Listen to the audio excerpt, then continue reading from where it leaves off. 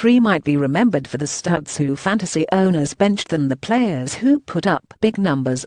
Stephen Diggs and T.Y. Hilton were sat down in roughly on a third of CBS Sports leagues, while Jordan Howard, DeMarco Murray, Sammy Watkins, Pierre Garcon and Chris Hogan were banished to the pine in at least 60% of our leagues. This week is a microcosm of just how unpredictable fantasy football is.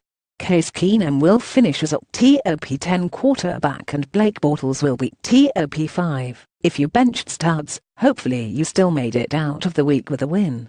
If not, well, at least you still have the studs on your team. And here's more good news: there weren't a glut of injuries like we had in week 2. Kelvin Benjamin looms the largest, and even that isn't considering major. So that's a win for all of us. Better yet, the waiver wire will have a handful of very interesting names to help pad our rosters. Running backs: there isn't a reliable starter for week 4 available here, but there's plenty of potential with each name. Johnson scored for the second week in a row, and has remained a nice weapon in the Cleveland Browns offense.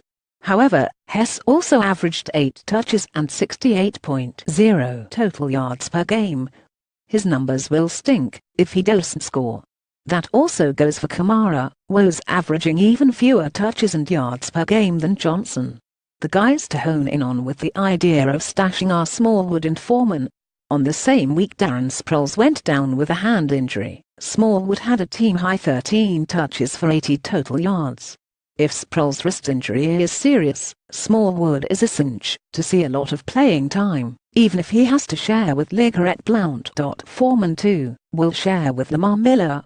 However, he has not only looked the part as a physical runner, but also caught a pair of passes this week, and turned them into gains of 34 and 31 yards. Hess a must stash, especially if you have Miller. Quarterbacks: all 4 of these guys posted their first 20-plus point fantasy game of the season, while Andy Dalton, Jared Goff and Eli Manning completed well over 70% of their passes and made use of their playmaking receivers. Blake Bortles had a blast from the past with an impressive 4-score matchup against the Baltimore Ravens in London. And it wasn't even in garbage time. Each of them has nice matchups in week 4. Dalton will see the Browns, Bortles plays at the New York Jets, Manning hits the road again to take on the Bucs, and Goff will visit the Dallas Cowboys. But none of them have the kind of schedule that will make you want to hitch your wagon to them. That goes double for Goff, who will see a tough slate of games beginning in week 5 against the Seattle Seahawks. Wide receivers, will have bye weeks starting in week 5, and if your receiver depth isn't so great, you'll want to check in on these guys. The headliners are Matthews and Lee, both de facto number 1 receivers for their teams. Lee has 19 targets since Allen Robinson went down with a torn ACL, while Matthews 24 targets are 6 more than any other receiver on the Tennessee Titans. Matthews should continue to look fresh against the Houston Texans in week 4, while Lee will see the Jets. So much for Brandon Marshall being the number 2 receiver for the New York Giants.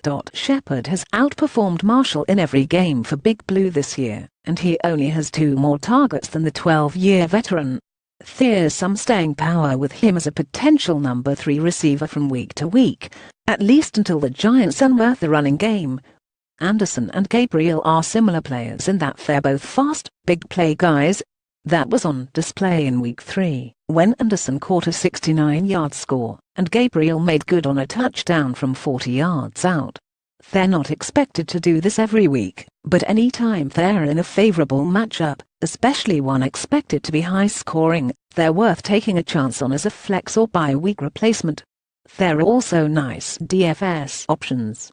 Gabriel has a little more appeal for week 4, but Anderson is worth doubling back for when the Jets play at the Browns in week 5. Tight ends: as always, when it comes to tight ends, we're looking for guys who have a chance to score in any given week. From there we hope to fall into a reliable option. Clay has scored in 2 of 3 matchups this season, and will play at the Atlanta Falcons in week 4. Figuring the Buffalo Bills will play from behind, and that the matchup against Atlanta's linebackers will appeal to Tyrod Taylor, Clay could be worth taking a chance on. Brait's in the same boat. He finally came through to help fantasy owners in Week 3, and will take on the Giants in Week 4.